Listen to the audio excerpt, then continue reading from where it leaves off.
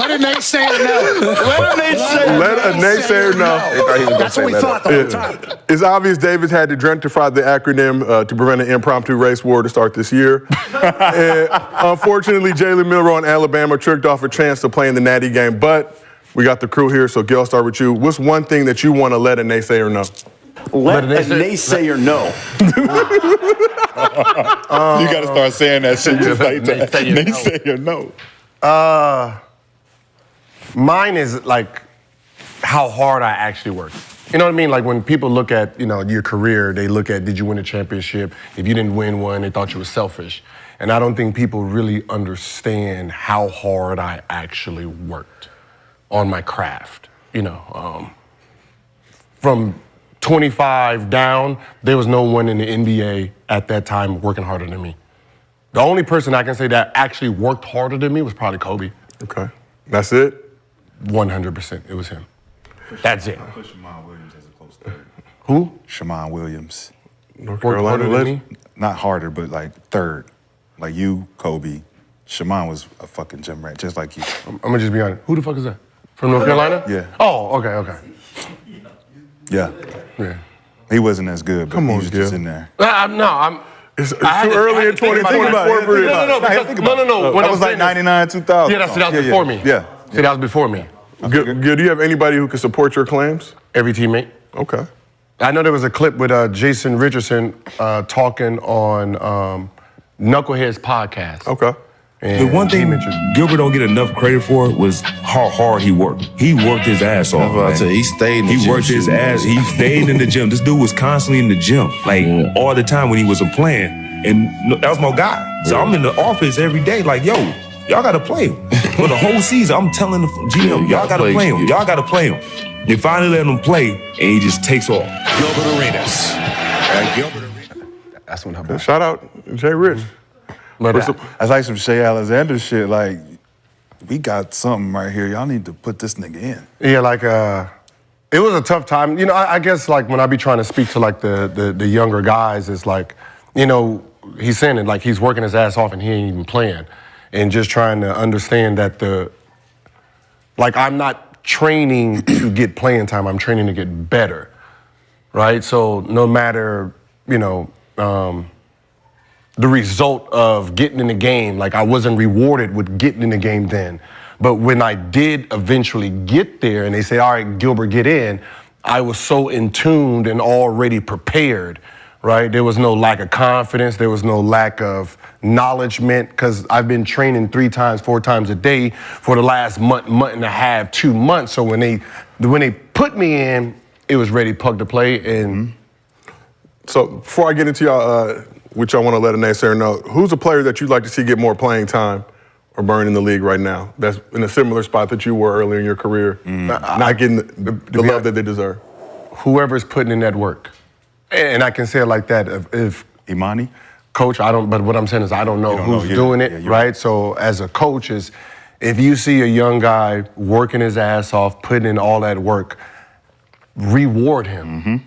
Right? Put him in the game. Find some time to put him in the game to basically say, hey, yo, keep going and I'm gonna reward you. Like if you're not showing if you're not showing that you're gonna reward for the good behavior, at some point human nature kicks in and they start thinking, why am I gonna keep doing this shit? Yeah. For me, it was the concept of my teammates is like, yo, keep going. Keep going. They rooting for you. That's what I'm saying. I got Jason Richardson, top 5 pick. He started, so he ain't got to give a fuck about me. Oh, yeah. You know what I mean? And he's going up there every day talking, yo, I got to play him. He can help you. Yeah. He can help me. Yeah, and that was the thing that, with Jay Rich, right? And I got to thank him, 2nd round pick, right? He's lottery.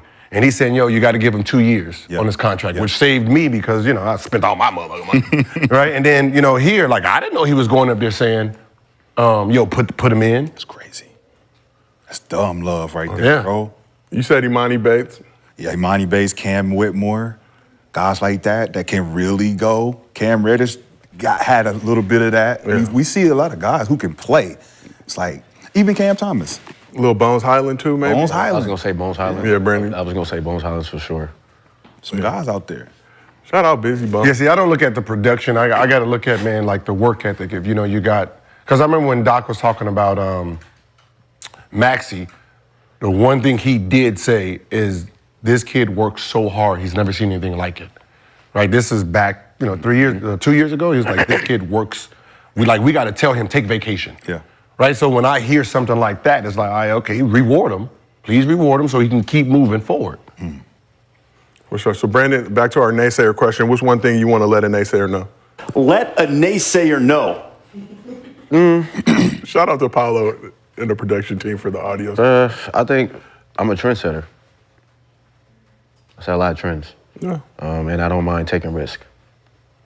I think that's for a naysayer. A naysayer is, at the end of the day, I'm gonna take a risk, and whatever happens, I'm gonna keep going though.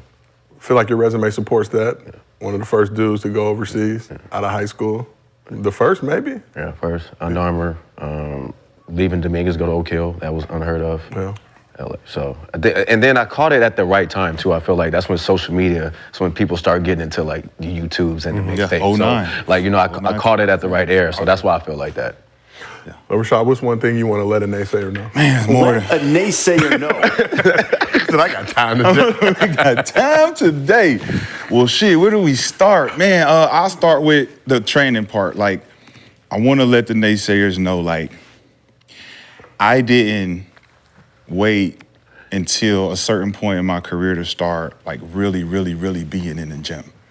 Like, I was in the gym at 12, 13, and we didn't even have a gym. It was the court.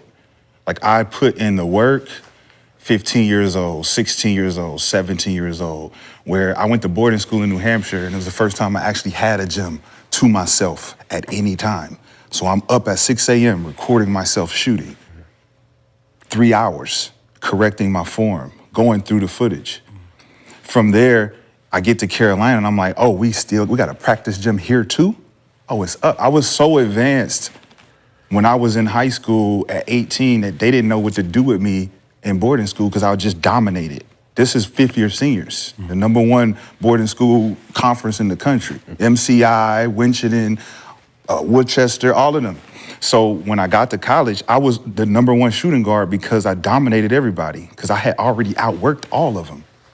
I knew their tendencies, I knew their habits, I knew they didn't have this more than me.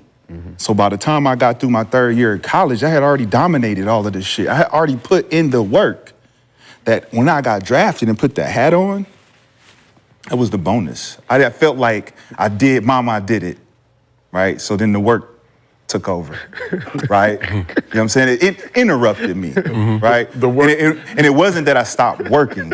It was that if something else was introduced, right? That was like a distraction. The work can be overwhelming in your younger. Because I controlled it in college. No. I had control over it in college. You can mitigate, but like when it got to the NBA, it was like, this is overwhelming. this is overwhelming. And I got money. I got money. And it's like, yo, what do I do here? And I'm glad you're honest with that because people don't realize that is a thing. Right? That is a thing, right? You got college girls. If you go to North Carolina, there might be 2 or 3 baddies, right? And the whole school is fighting for the 2 or 3 baddies. Football team, basketball, baseball. You don't know what they like. Baseball dudes were the sneakiest. Just so y'all know. But when you get to the NBA and you become a millionaire, right? You done unlocked the world beauty. The world beauty has been unlocked, the coldness of the cold. Your favorite, the person you sitting there looking at, like, oh man, I'm gonna have it one day. As soon as you get that check, that is actually reachable. You get I got into my comments, happy holidays. Yeah. Is this a spam? Did you send this to everybody? No, just you. Yeah. Oh, you got the special happy holiday, not Is it because I just got the check or is it my cute? Which one? Both. That check make it cute. You know what I mean? Cute. But that's what I'm saying. So when people talk about like why this player didn't, do something, he was probably sidetracked, not realizing, like there's women involved, there's money involved, new family came, like so many things are happening in real time that if you don't really understand it, it can sidetrack you. Let me give you context. When I was in college, Jay-Z and Michael Jordan were calling my phone. I'm in blue heaven. If you don't know what blue heaven is, that's where Tar Heel Nation is. Jordan is Jesus, God of blue heaven. I'm number 32, he number 23. Jay-Z's at my games. In college. With the 40-40, Jay-Z like this, me and Jamal Crawford. I don't tell these stories for context. I just want to let what'd you call it? A naysayer. Let them know I'm not new to this, I'm true to this. Let a naysayer know. I'm not new to this, I'm true to this. I've been doing this. That's why I don't get flustered when people be like, oh, you only did this and that. It's like, damn, y'all niggas forgot that quick? Yeah. So, damn, I'm really... Question for all y'all, just knowing the way the world works now, social media, we've seen a lot of young players in the league get caught up in situations. You think about Zion, you think about Ant sending a video and all that other stuff going on. How would that have impacted y'all careers living in the social media era nowadays? Like you talking about, even back in those days, it was about Facebook days, MySpace days. Now with so many different other avenues and ways, you know, the work can reach you on like 7 different social media platforms. I have 10 times the more work, bro. I'm not even gonna lie. Because the reach is crazy. It was MySpace back then. It was from MySpace to my place. So I don't know what it would be now. It's like it's cheat code. But I would also say that what I know now, I could contain the discipline to chase what Kobe Bryant was chasing. Because I didn't know what he was chasing. I was chasing him. I didn't know he was chasing Mike. I didn't know he was chasing to be the best ever. I'm just like, I'm following the trends. So now my focus would have changed knowing what I know now. Like, nah, I'm not going out. I'm not doing none of that shit. Fuck that. You're not gonna manipulate me so you could take my spot. In reality, to be honest, it would have been easier. The reason I say it'd be easier is because I don't have to go to the club. Right. I don't have to go to the strip club or the bar to try to find out what's going on, right? You know, when we talk about landing in the city, right? I don't have to go to, as soon as we land, put my bags up and try to get to the club and parking lot pimp, you know, in Minnesota at 2 in the morning. I don't have to. I don't have to go to the strip club. I can just DM, right? And then you just meet me at the hotel. So, you know, just like that. I mean, think about it. Instead of spending the 2 hours going there to bring you back, I can just call you, give you the room number. So it actually, it helps the players now be more discreet. And stay out of trouble, because that 2 a.m., you don't know what's happening. Drunk driving, all, you ain't got to worry about none of that now. Stick up kids, all them niggas can get you. Are we just talking just NBA? Or are we talking about like just now, like if we was in high school or anything now? I mean, even, yeah. Just, because I think for me, I don't think I would have made it in today's. Serious? Yeah, I just think with my structure from home and me just being away and being, wanting women and wanting the life, like. Even in high school? Yeah, I think I probably wouldn't have went to Oak Hill, because it's just social media and the hype. Like today, and I don't mean you'd have been bigger. You'd have been much bigger. That's what I'm saying, and not even to put his name out there, but I probably would have ended up like Mikey Williams. In a way, just because I didn't have the structure. So 18, 17, getting money in high school. Yeah, popping off on everybody. You're not gonna gonna tell me what to do. Yeah. You know what I'm saying? So, and I'm not saying going to court, but I would have been in that type of probably trouble or something. Yeah. Just because if he got $3 million in high school as #1 player, imagine what I would have got. Not even, he wasn't the #1 player. Well, I mean, but you know what I'm saying? And I just know from my experience. When he made that money, he wasn't even top 10. He wasn't top 10 when he got that deal. Yeah, nah, that's crazy. He was just really popular. Yeah. It was just so that social media. Yeah, Wagner them. And Isaiah, right? Isaiah, yeah. No, I get it, bro. That's just me. It's real. It's definitely real. That age 16? Come on. Yeah, that's what I said. Mine would have been, I already had got that experience, early of what, Golden State, when I got drafted 31, that humbled me, right? So there was no looking for women. I didn't go to no clubs. I wasn't even old enough to do any of that anyway.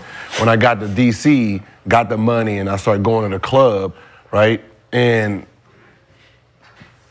that the look that people give you when you got jewelry on, I didn't like that. I didn't like that look, right? I just didn't like the feel of I'm a walking bank. Yep. with no Target. security. Target. Yeah, I'm not a Target. security anymore. So from there, it was more like I got hurt. Like, so everything that I was trying to have fun with, I was getting penalized in real time. Yeah. Staying up late, trying to party, coming to the game tired, pull my groin, right? Shit, I'm party some more, come back, get hurt again. Then I'm like, all right, I'm good. Yeah, right? it's not worth it. So that's when I said I really put myself on like real discipline. I'm only going to a few parties this year. So whose party's gonna be popping? Right. I'll go to y'all birthdays. Other than that, I'm gonna wait till the summer, do my little summer thing first 3 weeks, then get back to the grind. See, for me, it's like in 2004, I met William Wesley, calling World Wild West. Mm-hmm. He took me under his wing. He introduced me into being a professional in college.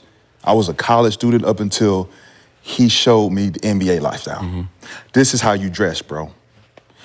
Turn your phone off the silent, put it on vibrate.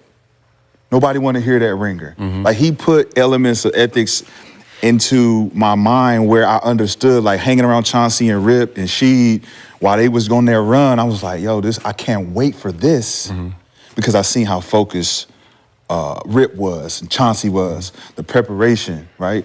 And so even the team building part, like I'm coming from a championship field and I'm seeing how they built it. So I'm prepared for the NBA, but I'm still in college, so I was ready to get the fuck out of there. Mm-hmm. That's where the jail comment come in. It was like, man, compare this shit to prison because I'm hanging with NBA players. Mm-hmm. What do you mean we can't go home for Thanksgiving and Christmas? What do you mean ain't no spring break? Mm-hmm. And that man said, as soon as you get out of there, bro, you ain't got to worry about none of that. And that's what turned me up. And then eventually turned the nigga out. No, I mean, I seen, that's what I said, I seen young dudes, man, they come in and, it's, and to be honest, like when people say, yo, let a veteran grab you, you can, but it's like telling a child, don't touch that stove, Yeah. Mm-hmm. right? What ends up happening is they start getting intrigued with the stove. Yep. Right? They start getting intrigued with the stove, like, why not touch it? Why not touch it? It makes them want to touch it more. So when you try to put discipline into a young dude, like, it feels like jail. Yeah. I'm a millionaire. You're not gonna tell me I can't go to the club. I just got from my parents. Mm-hmm. Right? They can't tell me shit. So you gotta let them go. Let them feel what it is out there, and then hopefully they didn't just go too far and then reel them back in. You done? You got it out your system? Now let's play. That's one element, but for the kids out there watching, you have to be receptive to the OGs trying to give you game. Because we get stubborn. We get real arrogant as young players, thinking we don't have to listen to you old ass nigga, woo, woo, woo. He trying to tell you some shit that you need to know, because you about to step in some shit. Bro, he's trying to tell you, don't step in that shit right there. You get stuck with that shit on the bottom of your shoe for the rest of your life. And when we talk about the KG shit, when it's enticing and you look at it that way, like you just put it, it's like, yeah, I got enticed by knowing that I can be closer to KG, the star of the team, if I was doing what he was doing. Instead of not giving a real example of what it is to be great, do your own thing, take the regiment, you can hang out with them guys. But when they doing that shit, take your ass home. But I didn't have nobody to go to that was alternative to that. So it was like, I'm cool with K. I can handle this shit. I can stop smoking when I need to. Yeah. Like right now, like for the viewers, we're considered smart men, right? You need to be wise, right? Smart men learn from their mistakes. Wise men learn from others. Yes. So learn from us so you can be wiser than that, That's a bar, bro. And that's how it's supposed to be. That's a bar. Yeah. Right? You learn from my mistakes. If not, you're gonna make mistakes and then you're gonna learn later. You just like me. For you to be in front of me, you have to learn from my mistakes. Right. Man. Bars. Real shit. Bars.